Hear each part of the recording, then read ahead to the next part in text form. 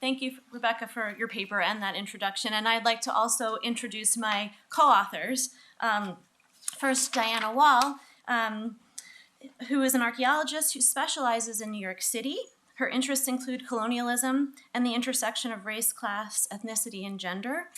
Professor Emerita at City College and the CUNY Graduate Center, she holds a PhD from NYU. Her books include The Archaeology of Gender, Separating the Spheres in Urban America, The Archaeology of American Cities with Nan Rothschild, and the award-winning Unearthing Gotham with Anne-Marie Cantwell. She is currently working on 2 books, one on New Netherlands, titled In Hudson's Wake, also with Anne-Marie Cantwell, and also one on Seneca Village with Nan Rothschild. Along with Rothschild, Cynthia Copeland, Diana is the co-director of the Institute for the Exploration of Seneca Village History. And my second co-author is Nan Rothschild, who unfortunately can't be here today. But Nan is a historical archaeologist and professor at Columbia University whose focus has always entailed the intersection of the social and the material. She holds a PhD from NYU and has done fieldwork in New York City and New Mexico. She is the author of New York City Neighborhoods, the 18th Century, and Colonial Encounters in a Native American Landscape, which compares Native Americans in the Northeast with the Southwest, and also The Archaeology of American Cities with Diana Wall, as well as many articles.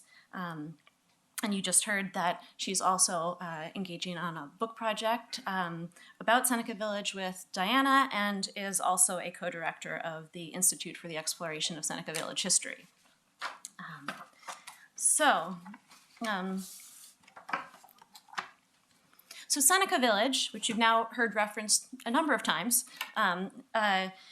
was a predominantly African-American community founded in 1827. By 1856, the village consisted of over 220 residents, 3 churches, and a school. It was located just around the corner from where we are right now, where that star is where we are, and this square is approximately the extent of the village. And if you haven't, I should put a plug in. If you haven't been there recently and you have some time later today or this weekend, I encourage you to go and see the site because there's a new program of signs that are fabulous. So I recommend that to you. And those signs were spearheaded by Marie Warsh of the Central Park Conservancy and also had input from the Institute for the Exploration of Seneca Village History. Okay, so again, located just around the corner between 83rd and 89th Streets and 7th and 8th Avenues, or what we know today as the Great Lawn and Central Park West. Despite its geographic proximity, we can't visit the village today. The village, you can visit the signs, but because it was destroyed in 1857 for the construction of Central Park, New York City's most famous green space, and then largely forgotten. The city used eminent domain to seize the villagers' land, as well as the lands owned or occupied by hundreds of other pre-park residents.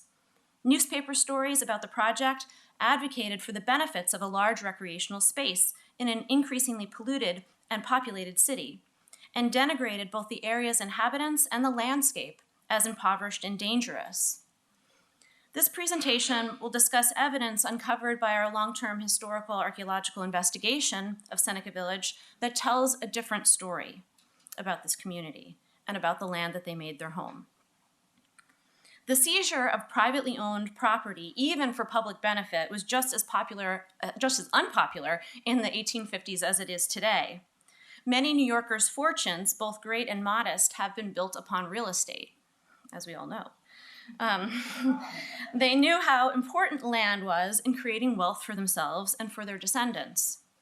Monetary compensation through eminent domain was not sufficient redress because as speculation drove up real estate prices in the city, equivalent plots nearby became inaccessible. These issues were magnified for minority landowners, especially African Americans.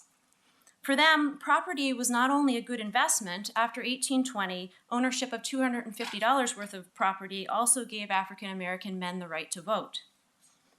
Amassing this considerable sum did not guarantee the purchase of a good plot of land, however, because discrimination resulted in inflated prices and even the outright denial of sales to Black buyers. Proclaiming the benefits of the park project was thus not likely enough to justify seizing such an important asset, so some park supporters felt compelled to disparage residents and their lands. In a nutshell, they claimed that most residents were poor squatters, not much more advanced than the animals with which they lived. Their houses were dilapidated and impermanent. Their lands were unproductive and filled with swamps, emanating dangerous miasmic vapors. This was neither the first nor the last time these tropes of dirt, disease, unproductivity, and incivility would be used to clear minority neighborhoods. Some articles did portray the African American residents of Seneca Village more favorably than their Irish neighbors to the south, but they still used racialized language and belittled the village and the intelligence of the villagers, as seen on this slide. The main story the newspapers told about Seneca Village was that it was a deficient community standing in the way of the public good. Our research, consisting of years of ongoing investigation of documents, building on the work of historians Roy Rosenzweig and Elizabeth Blackmar, as well as limited excavations in 2011, has uncovered a very different story. A story of a respectable, productive, and diverse community. And this slide, I should say, shows the two images, the two historical photographs we have or actually one is even a drawing, of people or things that had existed in the park. So we don't have a lot of visual evidence from the period to work with. Okay. Our approach to documentary and material evidence has thus required at least two steps, of course. The first is finding relevant records, and the second is interpreting them with appreciation of historical and cultural contexts and in dialogue with other documents and materials. For example, census records indicate that many men worked as manual laborers, which would lead the casual observer to classify the village as working class. However, the bulk of evidence suggests that the majority of villagers probably considered themselves to be part of the Black middle class. Leslie Harris and other historians have shown that Black families, unlike white families, did not see manual labor as disqualifying them from middle class status, because racial discrimination severely limited the work opportunities available to them. Black middle-class families thus define themselves not by occupation, but by the education of themselves and their children, membership in a moral community, property ownership, and creation of respectable homes and personal appearances, all also valued by the white middle class. Documentary records show that most Black Seneca villagers sent their children to school, were affiliated with at least one of the 3 churches in the village, and many owned single-family homes. I'll show you a slide later of the 3 churches. Our excavation in 2 areas that you see illustrated here, the ruins of the Wilson family's home and a shared yard between the Webster and Phillips families' homes, additionally revealed material culture associated with the middle class status. The Wilson house, for example, was well built, with a substantial schist foundation, a plastered brick chimney, and a tin-coated iron roof. Artifacts once used by the Wilsons included slate pencils, silver utensils, decorative clothing buttons, a bone-handled toothbrush, Chinese porcelain, plain European porcelain, and white granite table and teaware in the symbolically significant Gothic pattern. This slide compares the teacups and saucers found in the Wilson house with those found in 2 white middle-class families in Greenwich Village, and shows a shared affinity for plain molded porcelain and white granite wares. Although the Wilsons and other Seneca Village families possessed some of the same material culture that their white contemporaries downtown also had, a close study of their assemblage suggests that they might have used some objects differently. For example, while they owned these matching dishes in the Gothic pattern, they also had plates in printed designs that did not match. Archaeologists have often noted not finding non-matching dishes in African American households. Joan did earlier, for example. But instead of treating the practices of the white middle class as normative and the Wilsons' assemblage as failed desire to have matching dishes, we interpreted that it might indicate a different perspective towards dishes, a different language of plates was at least sometimes spoken in the Wilson home. As noted by anthropologist Alice Baldwin Jones, in some African diasporic communities in more recent times, each individual had their own plate. Plates could not match because it would be impossible to know to whom which plate belonged. We also believe that another characteristic of the Wilson's family's ceramic assemblage, a higher frequency of small bowls than in comparative white middle-class households, might also reflect cultural preferences at least as much as practical strategy. At the time they were forced to leave their home, the Wilsons were a family of 11, including 4 children under 9. Charlotte Wilson, the mother, might have used these bowls to serve soft foods to her children, and to economically feed a large family with soups and stews. But we feel it's important to follow Maria Franklin and consider the possibility that the prevalence of bowls might also, or alternatively, indicate that the Wilsons, like many other members of the African diaspora, were reproducing some of the traditional cooking practices of West Africa, both reproducing and reinterpreting. Their flavorful stews of vegetables or grains garnished with meat were fundamental meals and traditionally served in small bowls. And the faunal assemblage somewhat supports that idea in that the majority of identifiable bones in the Wilson faunal assemblage were the types of bones from sheep, goat, and or cows, those 3 animals, that are often used for stews. It's possible, therefore, that in their food choices, the Wilsons connected consciously or unconsciously to African culinary traditions. Thus, we believe that the material remains that the Wilsons left behind suggest that they created a middle-class home on their own terms. Theirs was a home that would have appeared respectable to outsiders, both whites who would have recognized a well-constructed house and familiar objects, and also to at least some African-American neighbors who might have recognized those things, as well as shared customs, such as those related to food. Building connections with diverse individuals appears to have been an important aspect of life in Seneca Village. And the more that we research the village, the more we appreciate the diversity of its residents and how their coming together as a community was not a foregone conclusion. In addition to immigrants from Ireland who began to settle in the village in the 1840s and who were later followed by a few German and French newcomers, African Americans living in the village in 1855 had been born in 4 different New York counties, 8 different states, and in 1 different country, Haiti. We know that many of the residents were born free, and we suspect that some had been born into slavery, although so far we've only found 1 document that suggests that for 1 individual who had been enslaved in Maryland. Some villagers, as well as the AME Zion Church, are known to have been involved in the abolition movement, and it is likely that the village was a stop on the Underground Railroad, which makes us think about other kinds of people who were moving through the village. Seneca Village residents, both black and white, thus brought to the village different life experiences, traditions, languages, and beliefs. Although racial and ethnic conflict was rife downtown, so far we've not uncovered any evidence of it in the village. In contrast, we have found evidence of long-term relationships cemented in marriages and baptisms in the records of the village's integrated All Angels Church, where William Wilson was the sexton, and in census records showing families adopting neighbors' children and taking in neighbors' family members as boarders. This does not mean that the village was a utopia, but the village community found ways to persist. It grew right up to the time of evictions were announced, and later census records indicate that some residents continued to live near one another in other neighborhoods after the village was destroyed. But unfortunately, the community did not reform as a whole elsewhere.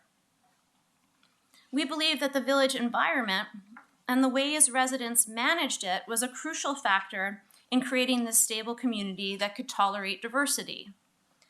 First, a test cut in the Wilsons' yard, that's the Wilsons' house you see circled there, suggests, and I should say that further testing would be needed to confirm this, that the family might have regularly swept their yard.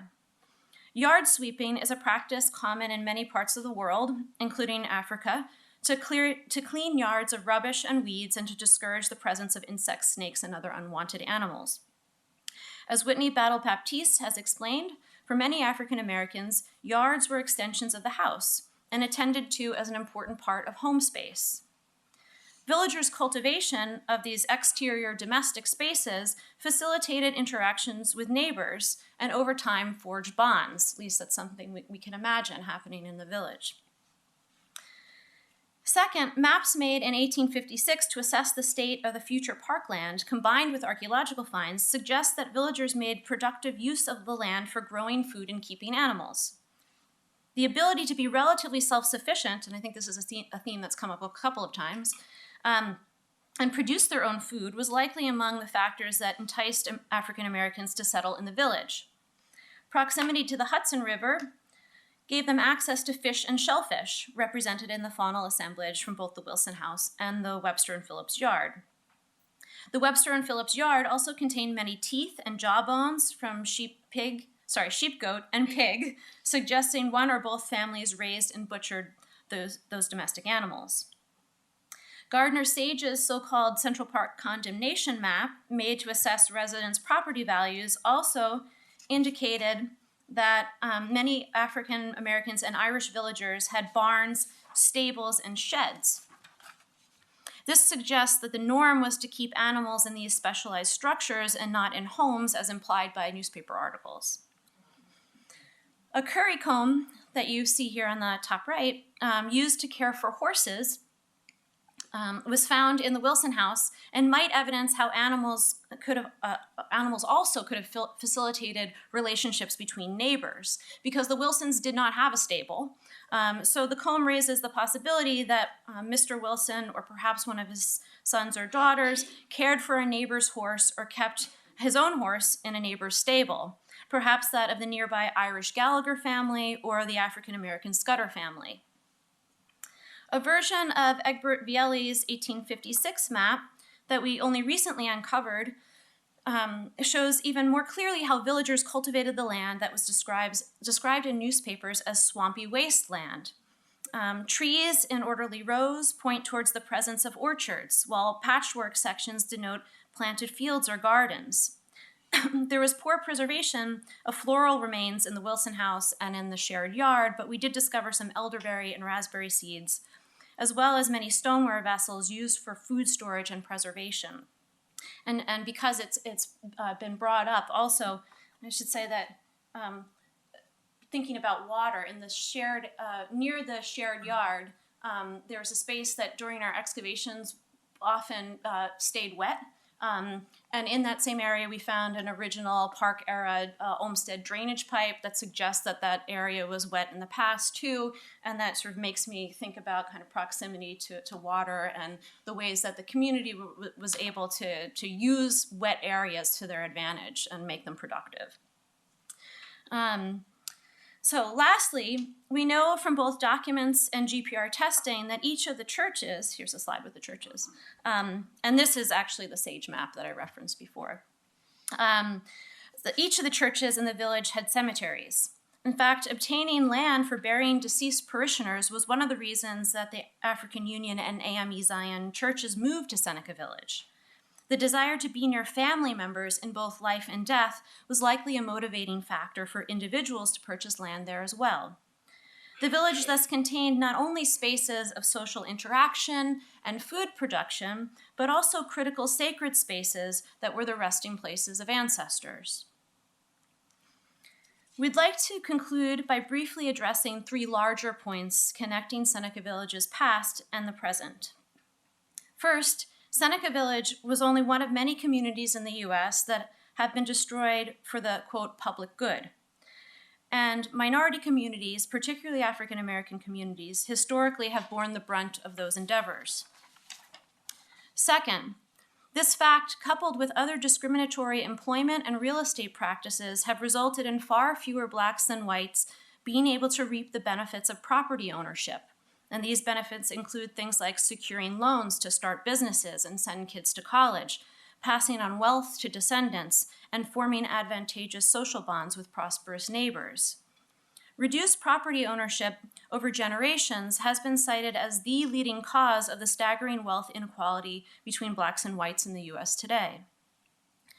Lastly, stories that have been told in the press and other sources that denigrate majority Black communities, including Seneca Village, have made this situation possible. These stories have contained different details at different times, but they're all versions of the same negative story, using the same tropes. We hope that the evidence-based alternative story that we've shared today about this one slandered community not only acknowledges the dignity of Seneca villagers and shows how the past matters, but also encourages all of us to question the negative stories that we hear about communities that are not our own, and prompts us instead to look for evidence, for insiders' perspectives, and for stories that help us to recognize shared humanity in the present as well as in the past. Thank you.